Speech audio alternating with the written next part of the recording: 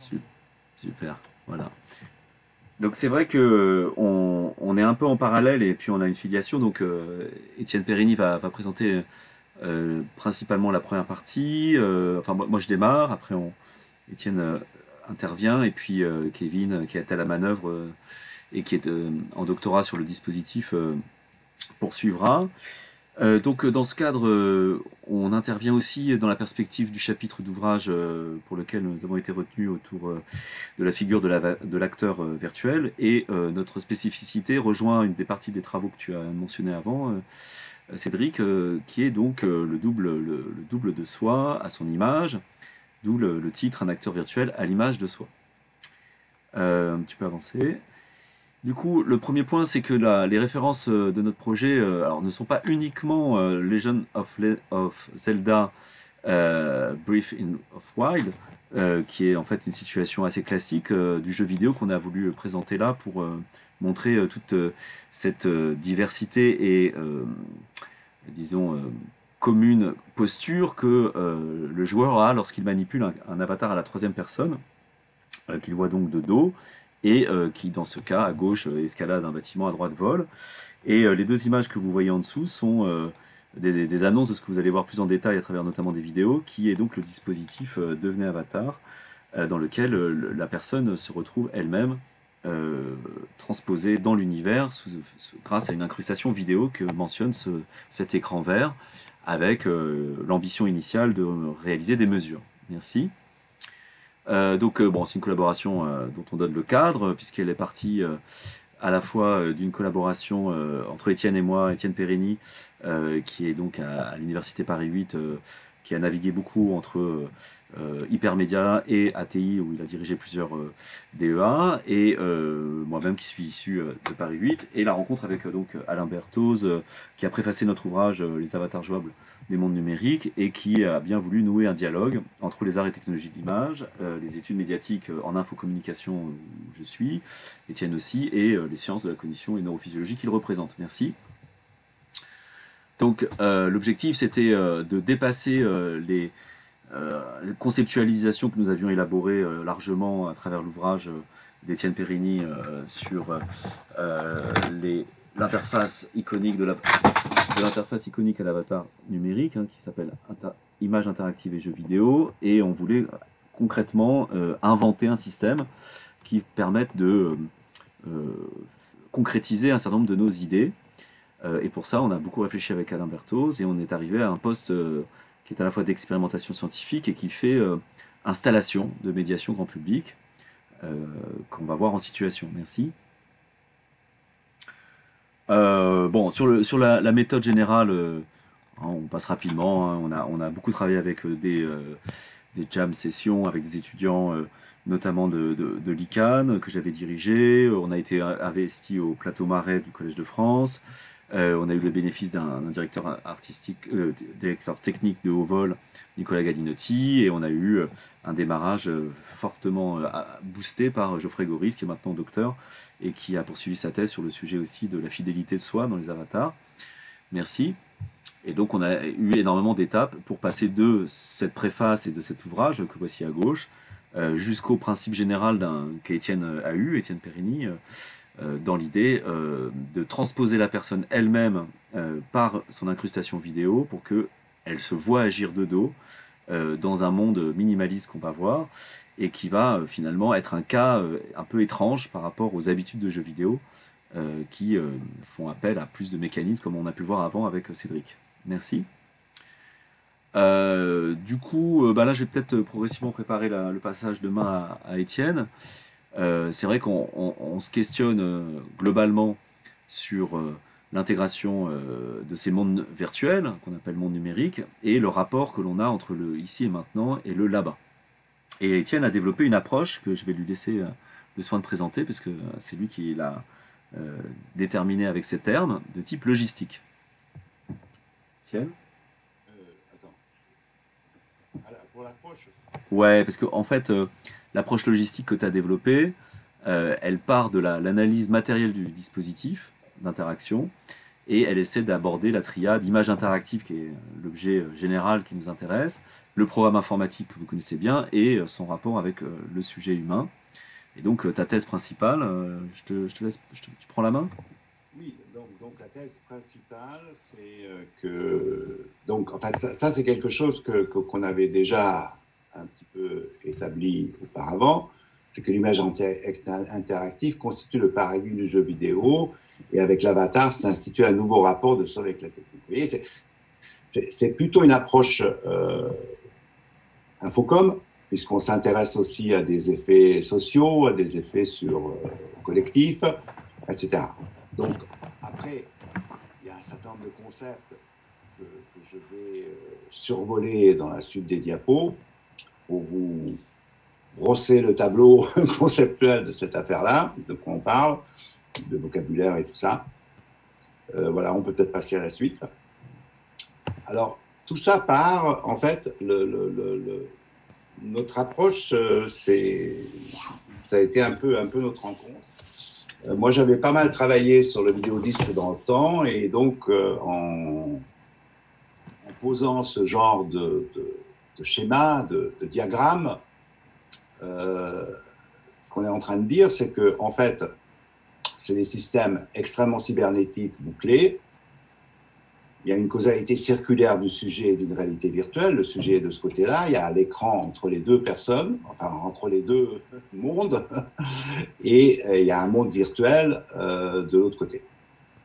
Donc ça fonctionne un peu comme ça, l'information, intentionnalité, action, effectuation. Donc c'est ce qui se passe, c'est qu'on va cliquer ou on va faire quelque chose, un mouvement, etc. Information, intentionnalité programmée, action. Donc ça, c'est des choses qui marchaient sans l'image de synthèse, avec un vidéodisque, avec l'image analogique, avec un minimum d'assistance informatique. Et c'était, disons, une première phase des années fin des années 70, des années 80, etc. On peut passer à la suite. Alors, donc, non, pardon, précédent. Excuse-moi.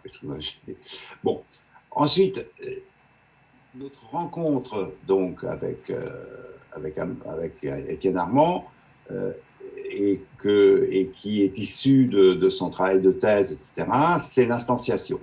Donc, il y a eu une espèce de passage de l'effectuation à l'instanciation, et d'une certaine manière, ces termes assez simples des débuts de l'interaction avec les images se sont complexifiés. La mutation de l'image interactive en jeu vidéo, c'est de ça qu'il s'agit. Moi, je suis extrêmement simondonien dans mes approches, etc. Donc, en fait, c'est une concrétisation. Et donc, c'est le passage de l'action-réaction à une présence dans l'image par les délégations d'une partie de la corporalité du sujet dans son avatar. On peut passer à la suite. Alors, donc, ça veut dire qu'il y a une... Enfin, nous, finalement, en fait, on a fait pas mal de journées d'études, etc. Et on s'est aperçu que l'avatar était quelque chose qui pouvait réunir pas mal de discussions. Hein. Ça s'est passé assez longtemps,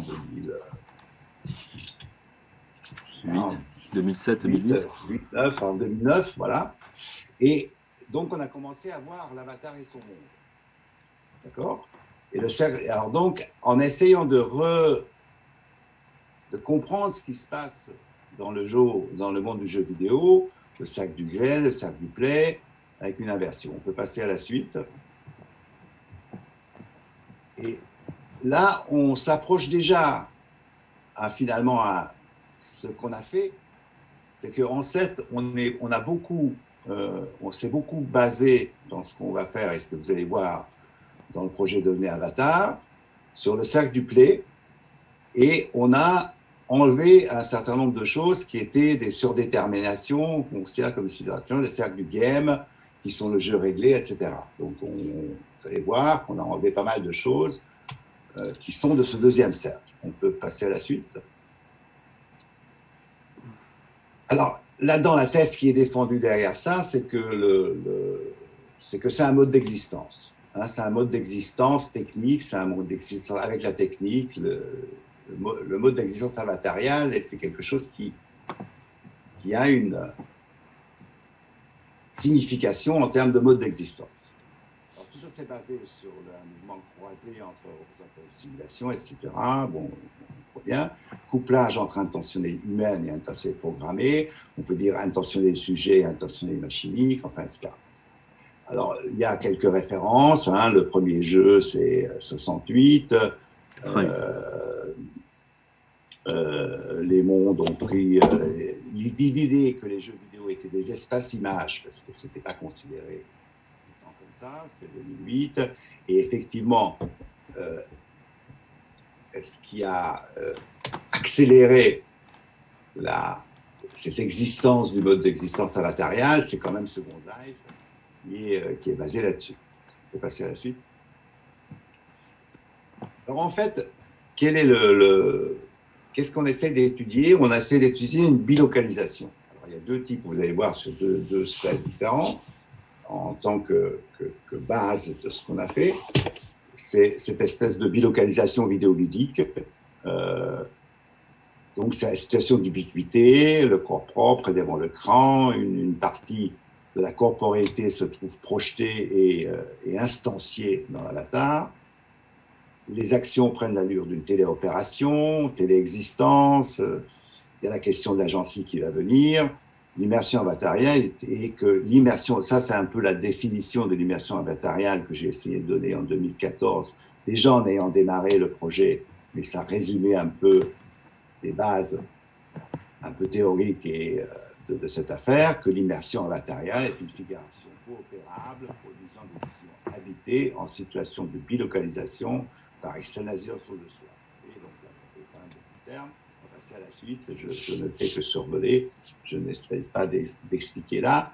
Mais on verra comment tout ça se rattache à ce que vous allez voir par la suite et de ce qu'on a fait et les quelques résultats qu'on a déjà eus et qu'on espère d'avoir avec Kevin un peu plus. Alors, une des références, c'est la bilocalisation neurophysiologique. Donc, c'est les expériences de sortie du corps, naturelles ou provoquées. Vous avez sûrement tous entendu parler de la même caoutchouc, les expériences de Blanquet et de Carson. Donc ça, c'est en 2007.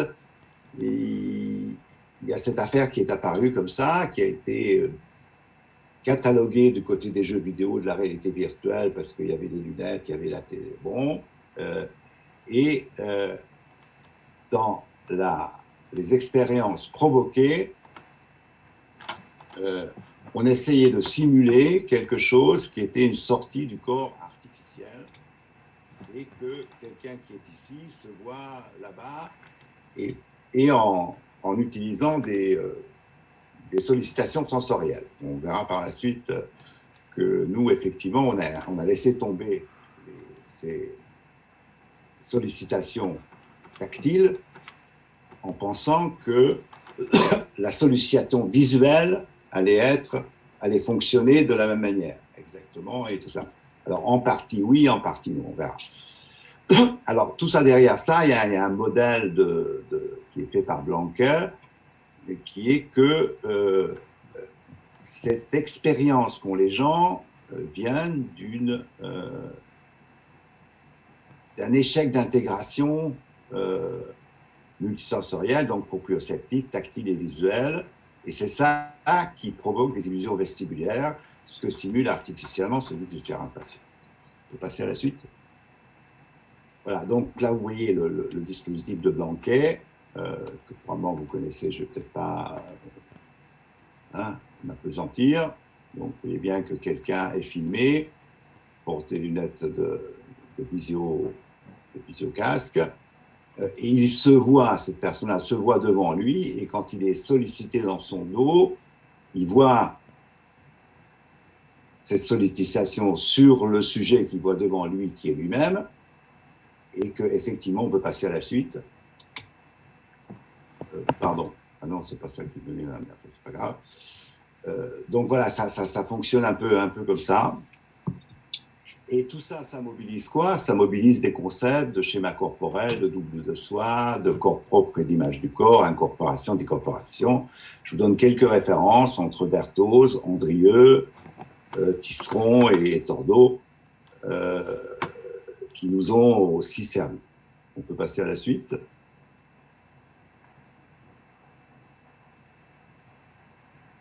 Bon, alors là, tu peux prendre la...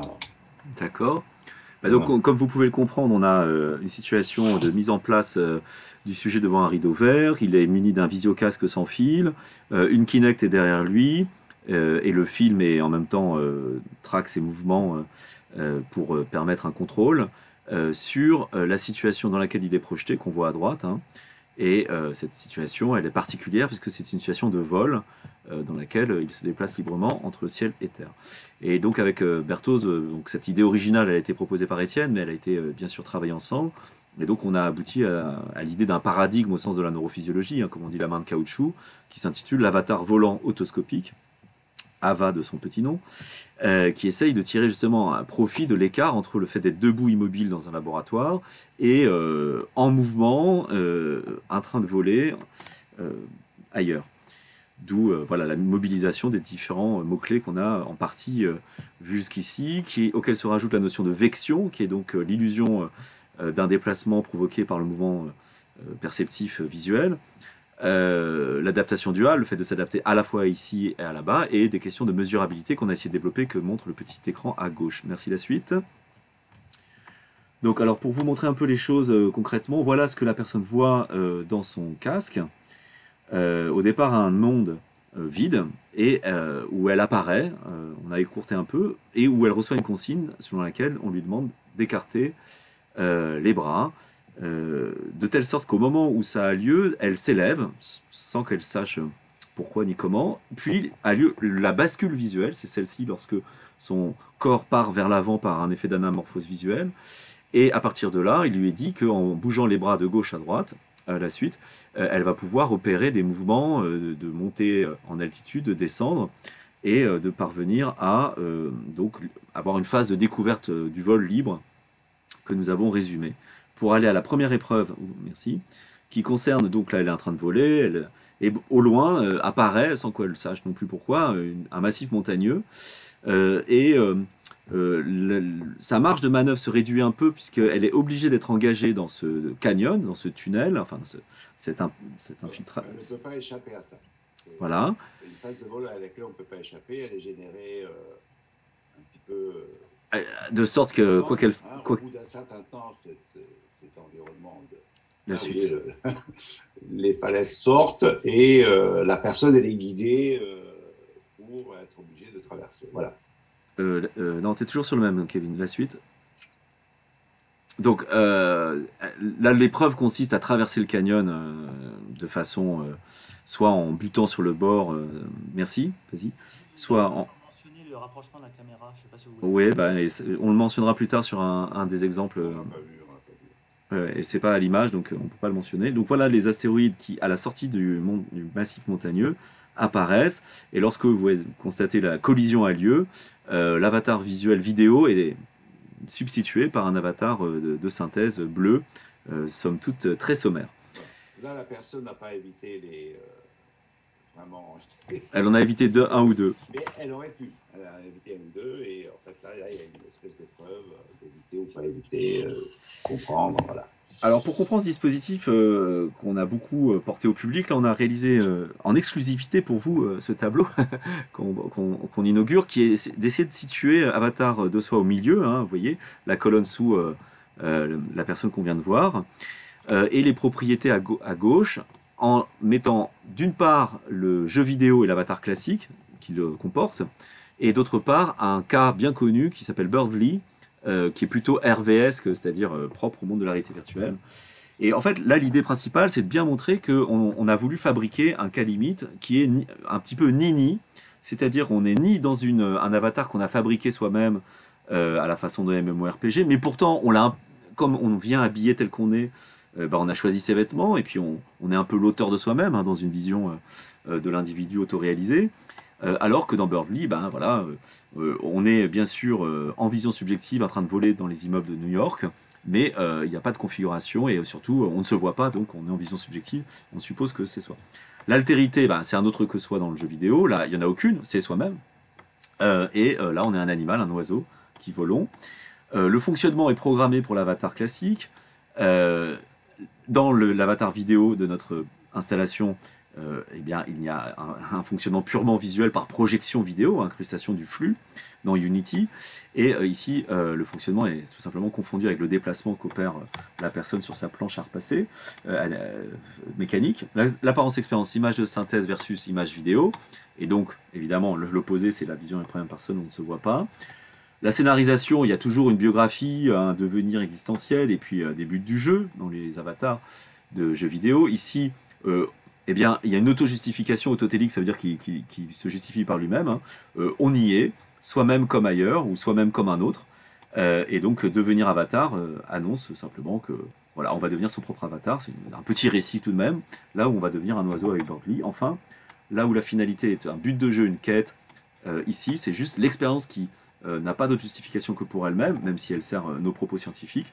De la même manière que dans Birdly, où on faisait l'expérience d'une autre incarnation, un autre corps que soi, une expérience transspécifique. La suppression, dans les deux cas, de l'interface graphique avec Birdly et nous-mêmes, aucun élément qui rappelle les symboles, les indices de la GUI, Graphic User Interface, merci pour la suite, font qu'on positionne réellement notre affaire dans un cas où on a volontairement voulu implémenter dans une réduction très très forte qu'on peut regarder par la colonne jaune, où on a un monde virtuel extrêmement minimaliste, hein, et on va constater qu'au départ, si on prend à gauche image événement, on est dans le noir, hein, donc on est complètement, on quitte le laboratoire en mettant le casque, il n'y a pas d'image pour étalonner et occulter l'environnement. Puis apparaît un monde vraiment où on se dit qu'est-ce que c'est, pourquoi, il n'y a pas d'éléments d'affordance, de but signalisé.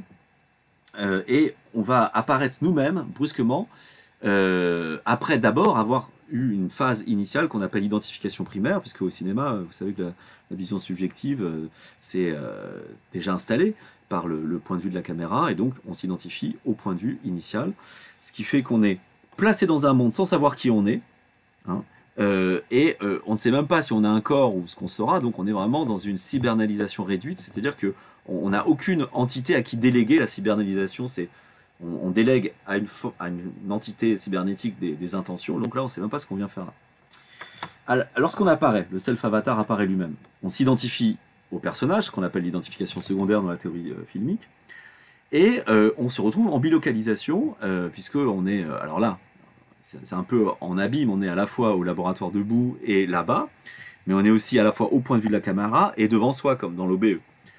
Ce qui rejoint donc ce qu'on a vu après dans le schéma, ce qui accélère l'immersion, puisque c'est le paradigme de la métaphore de la téléportation. Pof, comme dans Star Trek, on est apparu brusquement dans cet espace et on n'a pas fait de petits procédés de flou, on aurait pu. Lorsque on écarte les bras, on est à la cause du mouvement et on a donc une agentivité qui signale qu'on va s'élever. Alors les gens ressentent des sensations, on commence à se personnifier en tant qu'acteur, en tant que personnage, et soi-même dans l'univers. Et c'est par l'identification, par l'action, lorsque la bascule a lieu, et que l'on est vraiment engagé à rentrer dans l'action, que l'on va pouvoir réellement développer une agentivité, mais toutefois très limitée, puisqu'elle porte sur le vol. On peut tout à fait aller à gauche, à droite, mais on peut difficilement modifier l'état du monde, on ne peut pas le transformer, ce qui concentre l'agentivité sur le déplacement, et sur l'avection, qui est donc le fait d'avoir l'image qui avance, et qui fait que on se sent réellement immergé et projeté avec un possible conflit d'intégration sensorielle qui était notre hypothèse, mais qui s'est avéré différemment approprié, puisque les personnes finalement se retrouvent davantage là-bas qu'ici, et leur corps, toutes les vidéos qu'on a enregistrées montrent qu'ils se concentrent sur la bonne direction du vol, lequel évidemment préoccupe, puisqu'ils sont entre ciel et terre, leur sécurité personnelle. Voilà un peu la relation d'ensemble qu'on peut développer. Merci. Alors, ces développements, on les a fait en laboratoire, ici avec Alain Berthoz, lorsqu'on est réglé, merci d'allumer, lancé en play, lorsqu'on était en train de régler pour que les courbes, donc on avait 3 types de capteurs, hein, musculaire, cardiaque, respiratoire, on n'a pas pu vraiment autant que nécessaire développer cette piste qu'on va reprendre aujourd'hui avec Kevin Beaufils. Merci, la suite. On a mis en situation à Laval Virtual 2016, alors là avec une petite séquence qu'on aime bien parce que c'est celle où une amie chercheuse en informatique vole avec son bébé, et dans lequel on a pu constater aussi à la fois le caractère spectaculaire de la situation et en même temps bon, une relation intime, parce que c'était un binôme là, qui se retrouve en vol, la suite, qui a suscité quelques commentaires. En parallèle de ça, on a développé deux variantes. Une variante dite spatiale, on a reproduit l'intérieur de l'ISS, qui était un modèle libre avec la société Onyx. Grâce à Geoffrey Goris, on l'a programmé pour permettre une sortie extravéhiculaire au-dessus de la planète Terre. Et ici, évidemment, on s'est vu d'abord soi-même dans l'ISS, mais on se retrouve dans une combinaison supposée comme telle, avec le principe d'une commande du jetpack, la suite merci, qui permet de naviguer dans les astéroïdes. On a développé une troisième variante qui est dite la variante surf, dans laquelle on est en autoscopie, mais là de façon latérale. La personne donc se retrouve sur un surf où elle va commander l'altitude donc sur une weeboard et avoir un espace spatialisé puisque c'est une petite ville dont on voit les immeubles en construction et donc on a une échelle, une commensurabilité de l'environnement qu'on n'avait pas spécialement dans les autres. Alors tout ça a fait l'objet de deux principales études, une en laboratoire en 2015 à Futur en Seine, une autre à Laval Virtual en situation publique avec d'autres marques, d'autres formes d'appropriation. Et ce qu'on cherchait à comprendre, c'est si nos hypothèses étaient vérifiées. Certaines l'ont été, d'autres pas, on va le voir. Celle qui concerne la vection, c'est-à-dire le fait du déplacement de l'image qui fournit une sensation de déplacement et de contrôle, s'est avéré juste et confirmé. Là où le conflit d'intégration sensorielle était assez pas toujours présent, c'est-à-dire qu'on ne peut pas vraiment dire que les gens ont fait une expérience de sortie du corps. Mais toutefois, on a découvert une nouvelle chose, c'est que, d'ailleurs Edmond Couchot et Marie-Hélène Tramus s'en souviennent, on avait des personnes qui avaient des remobilisations de souvenirs, donc de ce qu'on appelle des réviviscences, des réminiscences de moments incarnés qui pouvaient revenir, qu'ils aient fait du parapente ou qu'ils aient eu des expériences de vertige particulières. Merci, la suite.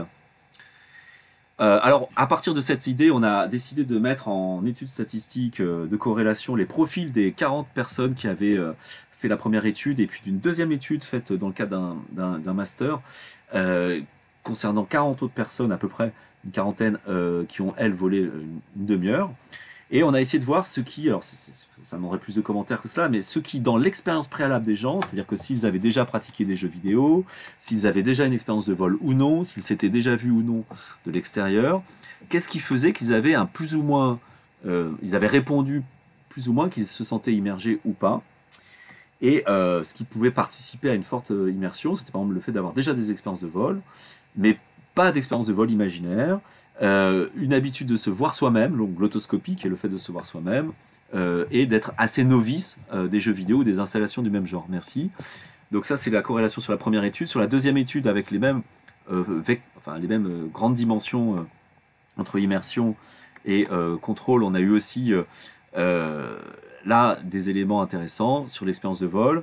Et le fait aussi que le fait d'avoir des expériences de vol imaginaires était peu propice. Donc en tout cas, on a essayé d'étudier cette manière dont la biographie de la personne influençait, avec des éléments, merci pour la suite, qui semblaient indiquer que par exemple, on avait aussi un effet de contrôle plus ou moins élevé, et des éléments d'opposition, c'est-à-dire ceux qui étaient connaisseurs, les experts comme on les appelle, les experts avaient tendance à se sentir mal à l'aise par rapport à ce dispositif pour plein d'éléments, bien que le contrôle soit très facile, alors que les novices étaient beaucoup plus embarqués. Et là, on avait des questions aussi d'équilibre, de vertige, ou de l'expérience de se voir de l'extérieur qui pouvaient rentrer en ligne de compte. Merci pour la suite. Donc à partir de ces expériences vraiment exploratoires, hein, qui ne relèvent pas de la scientificité habituelle de la psycho expérimentale, mais qui correspondaient plutôt à une approche croisée, infocom et sociologie, on a pu proposer avec le professeur Berthoz une expérimentation physiologique que lui a décidé de faire avec l'unloading. L'unloading, c'est la relâche, on met le sujet debout, avec une corde, il est penché, et à un moment donné, durant son vol, on va lâcher le câble, et on va voir de quelle manière il se rétablit, pour essayer de cerner s'il se sent plutôt dans l'univers, dans le ciel en train de voler, ou plutôt dans le laboratoire. Ça, c'était une première axe de recherche. Et le deuxième, en avant, enfin là t'as avancé pour rien, je n'ai pas demandé, tu peux revenir. Et le deuxième, c'était une expérience un peu de l'esprit dans lequel on proposerait à des astronautes qui seraient trop longtemps dans l'ISS, de venir courir sur Terre avec un avatar otoscopique, donc une sorte d'application, et on a pu faire venir Claudie Ignoré et proposer une sorte d'étude prototypale de ce principe de contre-mesure au manque, d'une certaine manière, de gravité et pour remobiliser mieux le schéma corporel. Merci. Alors, tu peux passer la suite à Kevin. Le fait que on a rencontré Kevin autour du lutin, puisque jusqu'à présent on était au Collège de France, on a migré au lutin User Lab. Je t'en prie, Kevin, tu peux y aller. Oui, du coup, moi je suis arrivé dans l'expérience il y a un peu plus de 2 ans. Je suis rattaché au laboratoire Chartres sur la plateforme du lutin qui est à la Cité des Sciences. Donc, j'ai commencé l'expérience par une résidence scientifique en recherche-médiation. Donc, c'était à l'espace e-lab à la Cité des Sciences. Donc, c'est un espace dédié aux jeux vidéo. Et du coup, j'ai pu faire passer pendant, on va dire, 4 mois, un peu plus d'une centaine de personnes sur le dispositif. Et ce qui a mené à plusieurs observations, en plus des résultats qu'ils avaient pu avoir avant. C'est déjà le fait de passer à la Cité des Sciences m'a permis de voir l'effet de cette expérience sur un public assez jeune. Donc, avance la slide. Ouais. Chez des enfants allant de 8 à 13, 14 ans. Et de voir qu'ils avaient vraiment beaucoup de mal et ils avaient une forte, ce qu'on appelait la cybersickness, c'est-à-dire comme un mal des transports, c'est-à-dire ils avaient du mal à gérer le conflit sensorimoteur entre l'environnement qui leur a été proposé et l'environnement physique. Avance ta slide, tu as les stats après. Pardon ? Avance ta slide, tu as les stats de ton public après. Ah oui, pardon. Donc voilà, 56 personnes masculines, 42 personnes féminines, et la moyenne d'âge était de 21 ans, mais parce que c'est une mauvaise moyenne d'âge, parce que je faisais soit passer des personnes très jeunes, soit des personnes très vieilles, c'est-à-dire les accompagnants, les grands-parents, les oncles, donc il y avait beaucoup plus de 50 ans, et du coup, même si ça fait une moyenne d'âge de 21 ans, j'ai eu très peu de sujets, on va dire, entre 18 et 25 ans. J'ai dû avoir une dizaine en tout. Et durant cet été, du coup, on a recueilli des données à travers des enregistrements vidéo. Donc, on a les vidéos des 100 personnes qui sont passées.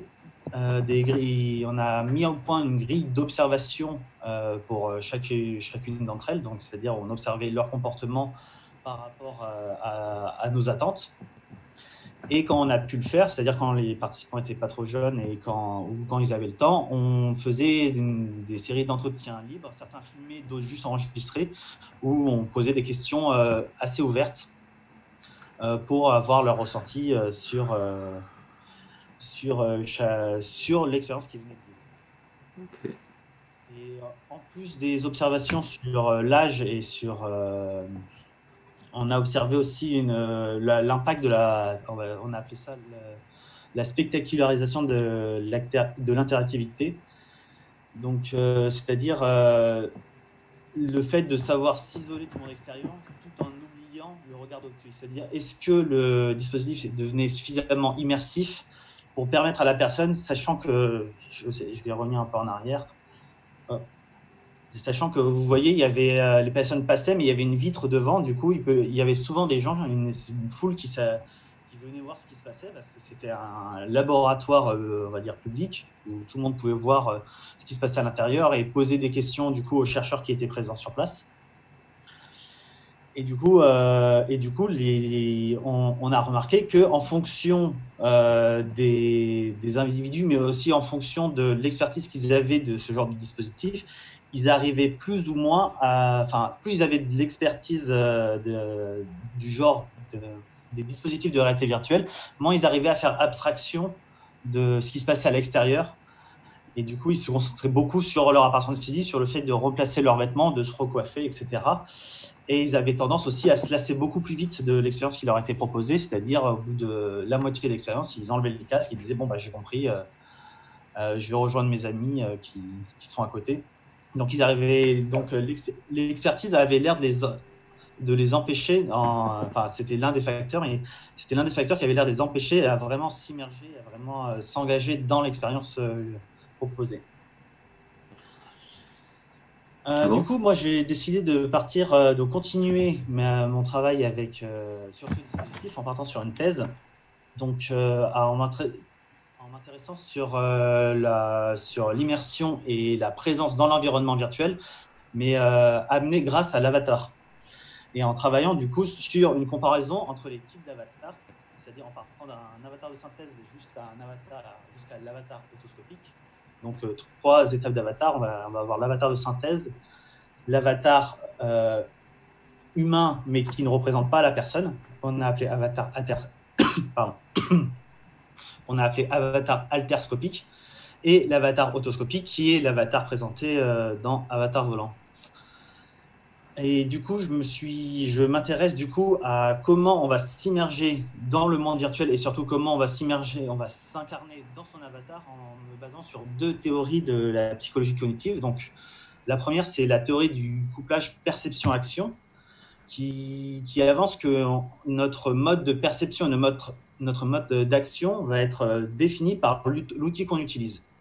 Par exemple, et que lorsqu'on utilise un outil, cet outil devient notre nouveau mode de perception. Donc, on va oublier carrément l'outil et on va se mettre dans ce nouveau mode perceptif.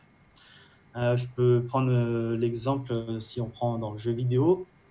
Si on prend par exemple l'exemple de Wii Tennis dans la Wii U, notre avatar a une raquette de tennis, mais nous, dans la main, on n'a pas de raquette de tennis. Pourtant, naturellement, on sait que si on fait ça, on va pouvoir renvoyer la balle et on va oublier le fait que dans notre main, on a juste une manette, et on va partir du principe que cette manette devient la raquette de tennis et que la raquette de tennis permet de taper dans la balle. Et du coup, pour revenir dans le cadre de l'avatar volant autoscopique, donc l'utilisation d'un visiocasque et d'une Kinect vont créer chez le participant un nouvel espace perceptif, c'est-à-dire qu'il va oublier la Kinect, il va oublier le visiocasque et son nouveau mode de perception sera le mode de perception à l'intérieur de l'environnement. Et je parle de l'idée que l'avatar va aussi avoir un rôle d'outil, c'est-à-dire que l'avatar sera notre nouvel outil perceptif et on ne va pas manipuler l'avatar comme on manipulerait une marionnette, on sera l'avatar parce qu'on se met du coup, on oublie l'outil pour se mettre à son niveau de perception. Même dans un cas où on a un regard extérieur à l'avatar. Et du coup, ça rejoint une autre théorie de la psychologie de la cognition qui s'appelle la cognition incarnée et qui se rapproche aussi de la cognition située. C'est-à-dire qu'en gros, que notre cognition est un couplage entre notre cognition, notre corps et notre environnement. On ne voit plus, la cognition ne sert pas juste à traiter l'information, mais comme un moyen de créer une interaction avec l'environnement. Parce que vu qu'on évolue dans... excusez-moi. Pardon. Vu qu'on évolue dans un monde où la pression sélective favorise les comportements les plus efficaces pour nous permettre de survivre, l'appareil cognitif a été développé afin de répondre à ces besoins et du coup augmenter l'efficacité et nous permettre plus facilement du coup d'évoluer dans ce monde. Et du coup, au lieu de développer de manière centralisée et totalement distincte des modules sensoriels et moteurs, la cognition prend racine dans les systèmes sensorimoteurs et ces derniers deviennent essentiels pour les décrire. Donc, pour résumer, la cognition considère que l'esprit doit être compris dans le contexte du corps et de l'interaction de ce dernier avec l'environnement. On va passer à la suite. Donc, les objectifs principaux de ma thèse, qui tiennent à la fois des résultats précédents et des observations que j'ai pu faire pendant les quelques mois, ce serait d'extraire les effets propres au dispositif, comme le fait d'utiliser un avatar autoscopique et le type de matériel, sur l'immersion et le sentiment de présence de l'utilisateur, évaluer les effets propres au sujet, comme par exemple l'expertise. Donc ça peut être l'expertise du dispositif, comme je l'ai dit, l'expertise des jeux vidéo, mais ça a aussi l'expertise de son propre corps. Comme je vous ai dit plus tôt, les enfants avaient beaucoup de mal à gérer ce conflit parce que l'idée serait qu'ils ont du mal ils ne sont pas encore experts de leur propre corps. Quand on regarde la psychologie du développement, on sait qu'on acquiert toutes les étapes du développement à partir de 13 ans. Et du coup, inconsciemment, avant, quand les enfants sont plus jeunes, par exemple, ils ont tendance soit à caresser les chats trop fort, soit à mal gérer la distance et à bousculer quelqu'un. Et du coup, et ça peut être aussi l'expertise des interactions avec les autres qui peut entrer. Donc, toutes les formes d'expertise peuvent avoir un effet sur l'immersion et le sentiment de présence dans le monde virtuel qui est proposé.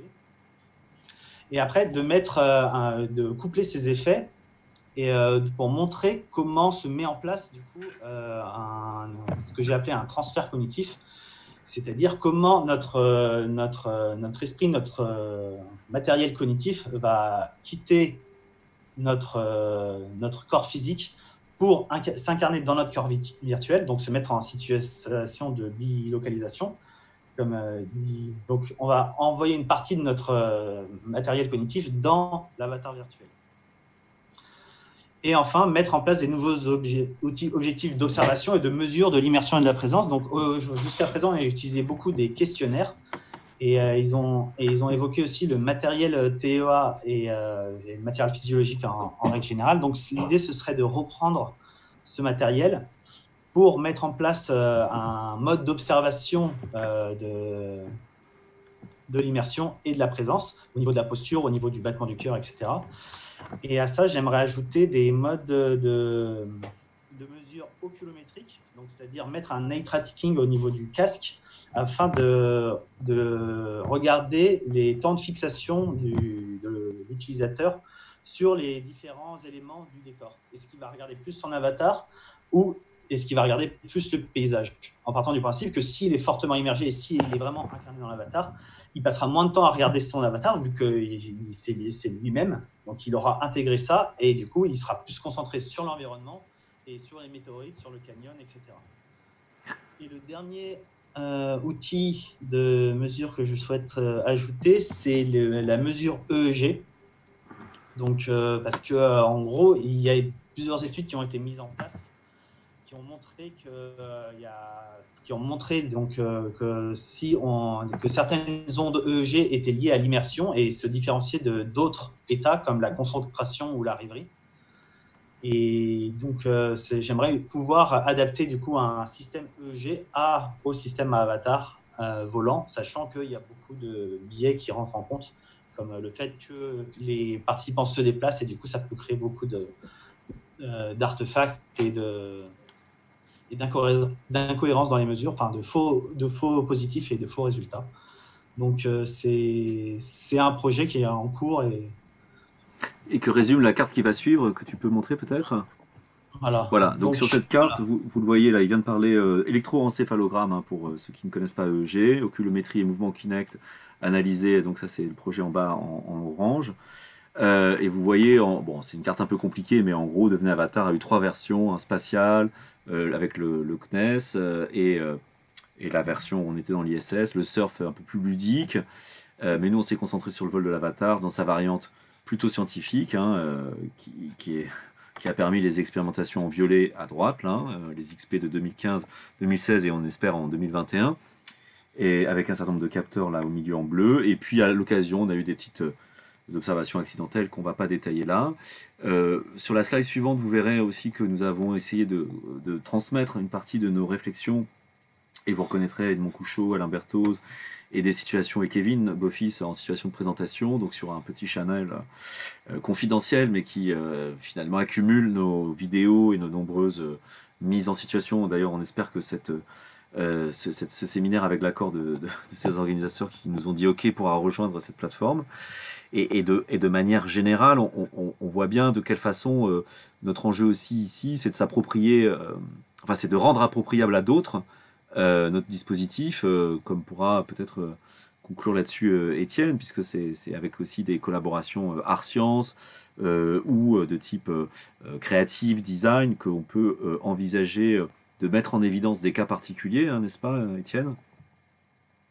Oui, tout à fait. Mais donc là, c'est pour ça que c'est hyper intéressant là, les échanges qu'on peut avoir maintenant autour de tout ça. Déjà sur cette question, c'est est-ce que c'est un avatar est-ce que c'est un acteur virtuel à l'image de soi et que effectivement, c'est-à-dire que nous, on a pensé que pour une approche générale de ce problème-là, c'est vrai qu'on a pris ce raccourci de l'avatar autoscopique, donc en fait simplement incruster une image vidéo dans un monde virtuel. Mais vous avez déjà vu un peu qu'on envisageait tout à fait la suite, parce que ça c'est dans cette espèce de popularisation du fait qu'on va avoir des avatars synthétiques de soi.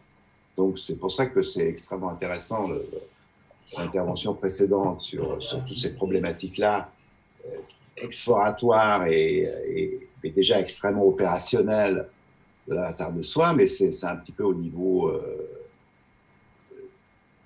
à partir d'une approche artistique ou des métiers artistiques ou de l'acteur, du cinéma, des effets spéciaux, etc.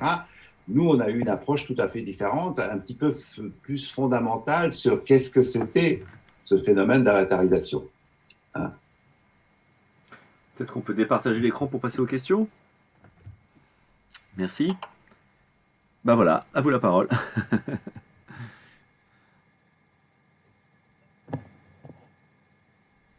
Alors, je tiens à vous remercier. Je trouve que justement, c'était extrêmement intéressant d'avoir ce parallèle entre ces deux interventions, surtout qu'il y a un certain nombre de choses. Oui, vous m'entendez? Oui, très bien. Oui, tout à fait, oui, très bien. Qu'il y a vraiment un parallèle extrêmement intéressant entre votre travail et puis ce qu'on fait aussi au laboratoire. Et je pense, par exemple, en particulier au travail de Sigal, que Marie-Hélène Tramu, Jean-François Gégaud, Judith Guez avaient mené. Est-ce que, moi, de mon côté, j'ai une question sur justement les avatars, le fait que c'est soit... Alors, nous, on avait développé avec Georges Gagnoret, on utilise le terme avacteur pour ce type de personnage, puisque c'est une copie de l'acteur, mais donc ça, ce sera peut-être une discussion que l'on pourra avoir. Est-ce que notre terme est valable ou pas? Mais est-ce que, donc, j'ai utilisé le terme d'acteur pour... est-ce que il y a de gros changements? Imaginons si l'avatar vu par le personnage est une version 3D de lui-même. Est-ce que ça changerait ou pas, à votre avis, son comportement? Par exemple, avec des avatars comme je le fais, assez proches, assez réalistes. Oui, bah, en fait, on a eu la thèse de Geoffrey Goris qui a porté justement sur une modélisation de la personne, un peu simplifiée parce que c'était que son visage, mais ça permettait une projection. Il est évident que le procédé vidéo, nous on étudie les médias, on est en media studies pour parler à l'anglaise, et on est aussi dans la prise en compte des effets de dispositif, ce qu'on appelle les effets de dispositif. Et donc la vidéo en tant que capture témoin du réel, hein, c'est-à-dire incontestablement c'est bien, alors avec des effets particuliers car on ne se voit que très rarement de dos. Donc c'est une vision spéculaire dorsale, hein, c'est le miroir mais de dos. Et il y a un effet d'authenticité, un effet de réalité qu'on ne pourra jamais atteindre à mon avis, enfin jamais, c'est pas la question d'une supériorité, mais en tout cas on obtient autre chose dans la 3D avec un très bon scan qui rejoint des questions assez difficiles à traiter d'auto-reconnaissance, qui rejoint aussi ton travail. Moi, j'avais des questions sur justement les trois corps. C'est pas les deux corps du roi, mais les trois corps entre celui que je me représente, celui que l'autre a sur moi et celui que la machine interprète. Et je pense que les scans 3D, qui est une promesse récurrente, c'est pour ça qu'il y a toute une littérature sur les self-avatars dans la 3D et assez peu en vidéo finalement. Nous, on a, enfin, c'est Étienne pourra mieux le dire que moi, mais rebrancher l'autoscopie vidéo qui a été le propre de l'apparition des technologies vidéo, quand les caméras vidéo sont arrivées, qu'on pouvait se voir en direct avec un écran sans avoir à développer la pellicule, bah, Étienne est un acteur de cette révolution-là, on a des effets spécifiques de réalité. Alors qu'avec la 3D, on est déjà dans une interprétation algorithmisée en plus, avec des questions de comportement, même si on est en animatronique. Non, mais ce qu'on a vraiment là essayé de faire, donc cette histoire d'incruster le sujet, c'est justement pour éviter donc toute cette problématique que qu'est-ce que ça ferait si c'est moi, mais si c'est pas complètement synthétisé avec tout ce que tu fais, Cédric, d'essayer Hybridé. Je sais pas, que la personne soit l'acteur ou l'enveloppe de pixels que ça représente soit la plus fidèle et réaliste. Mais effectivement, c'est une tension vers ça. Donc, nous, on n'a pas voulu, parce qu'on considérait que ça compliquait un peu trop le problème, là, puisque c'est toujours en émergence, c'est toujours en recherche, c'est toujours en voie d'aboutissement, mais ça ne l'est pas encore. Donc, toute cette histoire d'incruster la personne, pour supprimer ça, c'était ça. Hein. C'est vraiment rien d'autre. Donc, ce qui a des avantages, parce qu'effectivement, on s'est aperçu que alors, soit d'un côté, si vous voulez vraiment faire cette fidélité synthétique, ou si on veut simplement intervenir dans un univers virtuel, ben, le plus simple, c'est ce qu'on a fait, c'est la personne est filmée de dos, il y a une Kinect, et c'est au moment. Alors là, ce qui est intéressant, c'est cette histoire de vection. Quelque part, la vection, à un moment où on s'aperçoit, enfin, on se rend compte, hein, c'est l'expérience du train, on est dans le train, il y a l'autre train qui part dans l'autre sens, et puis hop, on part. D'accord ? Mais après, on en sort parce qu'on voit bien que ça ne dure pas, ou soit le train est parti, soit on s'est aperçu, etc. Tandis que là, finalement, moi, personnellement, j'ai été extrêmement intéressé par le fait que personne n'a jamais compris, d'une certaine manière, au niveau basique, le dispositif, que en fait, c'était rien. Et moi, je suis incrusté au milieu de l'image, et mes mouvements ne font que piloter l'image. Donc, cette espèce de vection qui s'installe, finalement, c'est complètement hybridé avec l'image de soi, puisqu'on n'a pas senti une espèce de dissociation. Ah ben oui, mais là, je fais que piloter l'image, c'est ce que je fais avec ma souris, je sais pas quoi, en 3D. Hein. Mais ce qu'on gagne d'un côté, parce que personne n'a eu cette impression de piloter l'image, c'est-à-dire si on avait pris un grand poster, personne n'a eu l'impression d'être debout fixe et de faire ça. Tout le monde a eu l'impression qu'il était dans un monde et qu'il bougeait à gauche à droite. Alors même si... Parce qu'en plus, en observation, les gens se penchent un peu. Hein. Ils se penchent. Quand ils veulent, ils se penchent, tout ça. Donc effectivement, ils ont une gestuelle, ils ont quelque chose. Donc ça, c'est ce qu'on appelle un peu l'engagement. C'est-à-dire qu'ils sont enfin, par un retour d'agentivité, finalement, sur ce monde, qu'ils ne perçoivent pas, mais ils sont avatars, ils sont... acteurs de leur propre image et de ce monde qui réagit à cette idée de vol et finalement à ce qui est vraiment l'expérience de chaque gamin. Hein. Quand les gamins ils font je fais l'avion, et ben voilà, on fait que ça. Hein.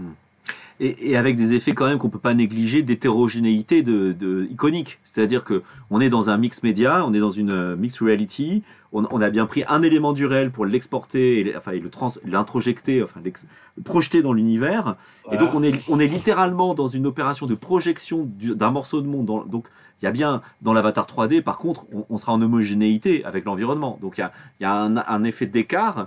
Et c'est vrai que ça, on doit le souligner, c'est qu'il y a une bizarrerie, comme dans les premiers effets spéciaux à la Jean-Christophe Averty ou qui veut la peau de Roger Rabbit. Enfin, il y a un effet comme ça, un peu un peu délirant, pas délirant, mais un petit peu hors norme, extraordinaire. Et c'est vrai que cette résistance qu'on a montrée dans nos études avec les experts de jeux vidéo qui ont un horizon d'attente que nous on appelle le game, parce que finalement le play, pour ceux qui n'auraient pas saisi, c'est la jouabilité de l'image, hein, c'est ce que raconte Boissier, c'est le fait que l'image interactive est consubstantiellement jouable, donc elle est playable, hein, on a envie de jouer avec.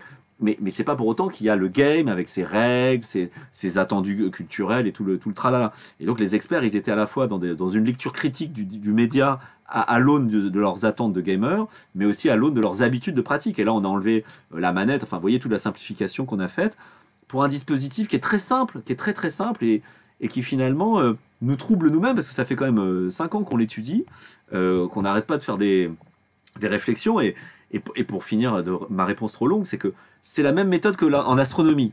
Quand vous voulez voir le soleil, vous ne pouvez pas le voir, il faut mettre un cache sur le soleil. Ben là, on a mis un cache sur l'avatar, c'est-à-dire qu'on a enlevé l'avatar de synthèse algorithmique, silhouette, comportementale, pour mettre l'individu. Et du coup, on voit qu'est-ce que c'est que l'auréole de l'avatar, un petit peu, enfin, quelque chose de son effet, tout en prenant les gens homo, c'est l'idée géniale d'Étienne Périni. Il dit que je suis là-bas, ben, on lui met littéralement là-bas lui-même, comme ça l'identification est automatique, et après à démêler en sciences. Est-ce que c'est moi, est-ce que c'est l'autre, se pose pas. Voilà. Voilà, Il n'y a pas de doute. On a éliminé cette question-là. Voilà, excusez-moi. Avec l'idée que justement, alors ça c'est le côté médiation, recherche médiation et tout ça, enfin, c'est que on a toujours voulu que les gens, justement, puissent avoir une expérience, justement là, de devenir avatar, sans s'astreindre à s'habituer à un avatar. Et on a bien vu que c'est extrêmement long, il faut déjà le fabriquer, ensuite le prendre en main, ensuite l'apprivoiser, s'identifier complètement, etc. Ça, c'est un trop gros effort pour être accessible à n'importe qui. Donc là, on a essayé de faire quelque chose qui est une expérience qui est accessible à n'importe qui soit... Ce qui est intéressant, c'est qu'effectivement, on a l'impression qu'être expert et venir des mondes du jeu vidéo, avec une attente, une raison d'attente de ça, finalement, empêche de se sentir vraiment présent et de se sentir vraiment immergé. Du moins, c'est ce qu'ils disent, c'est ce qui sort des questionnaires. Par contre, pour les gens qui sont complètement novices, c'est beaucoup plus accessible. Et avec le corollaire de ça, c'est qu'il y a des réminiscences qui sont extrêmement intéressantes. C'est ça qu'on a essayé d'exploiter dans l'inversion du paradigme pour le spatial, c'est qu'il y a des modèles mentaux, des modèles neuro-physio, enfin tout ce que vous voulez, qui sont réactivés et qui sont maintenus.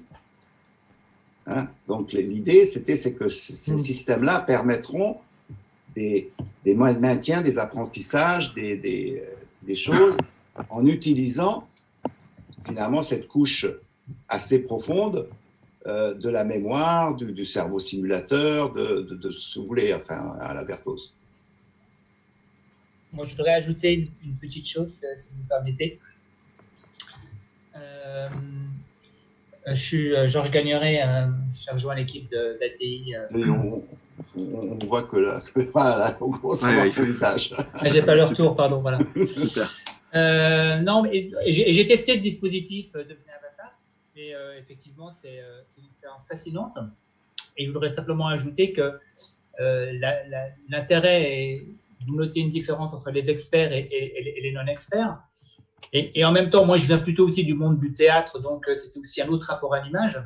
Et en fait, votre dispositif est vraiment un dispositif hybride qui permet vraiment de se poser des questions sur la manière d'habiter l'avatar.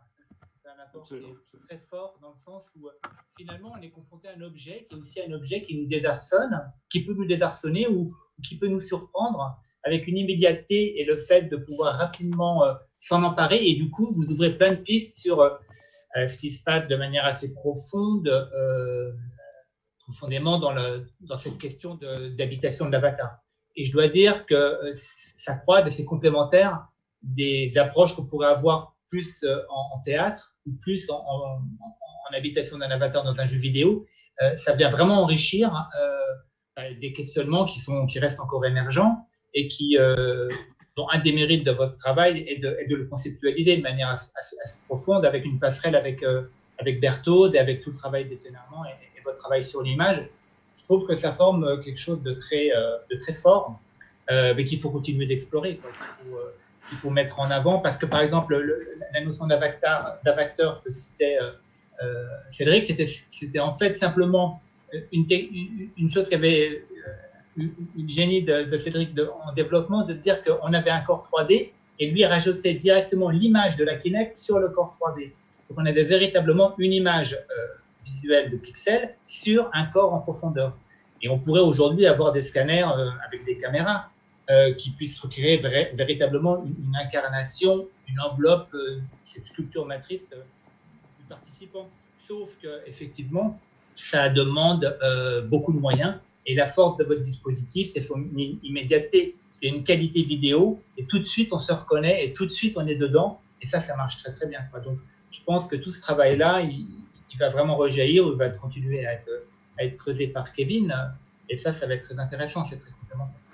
Merci beaucoup, merci beaucoup. Oui, tout à fait. Alors, c'est juste un commentaire. Ce qu'il faut vraiment comprendre, c'est que nous, en fait, on a fait ça dans quelque chose qu'on pourrait appeler un labo virtuel et assez, disons, assez seul. Donc, c'est pas dans comme vous, moi, c'est ça qui me fascine, c'est que maintenant, l'INREV, il y a tout un tas de gens qui travaillent, vous discutez sans arrêt ensemble, les choses se croisent et tout ça. Parce que nous, c'est quelque part un peu coupé d'un espèce de terreau comme ça collectif pour aller à fond dans cette espèce de simplification et de questionnement très, très fondamental. Et effectivement, ça concerne ces images habitables. Ce sont maintenant on va dans le sens que à la fois c'est des espaces images, le monde virtuel, et que l'avatar est aussi une image, une enveloppe de pixels habitable par quelqu'un. C'est la solitude des pionniers. Et de toute façon, cette question de l'habitation, elle reste mystérieuse. Parce qu'une fois qu'on est entré dedans, ça y est, on joue, on agit, mais ce processus de vection, comme vous le décrivez, il reste mystérieux à pas mal de personnes. Et c'est pour ça que les experts doivent être un petit peu désarçonnés. Et du coup, se dire, mince, avec quoi je suis, bref, bon, hop, ok, c'est catalogué. Oui, c'est un peu dommage, quoi. Ils commencent à se poser des questions et ils sortent de l'expérience. Voilà. Ouais. C'est aussi simple que ça. Ils se posent trop de questions. Et oui, c'est la grande question de la traversée de l'écran, mais je pense qu'on a un intervenant qui va vouloir aussi intervenir pour respecter les horaires. Cédric, je me permets de passer la main. Je vous remercie pour cette intervention et je pense qu'on verra peut-être une autre fois, on vous réinvitera pour la suite. Je vous propose qu'on se prenne 5 petites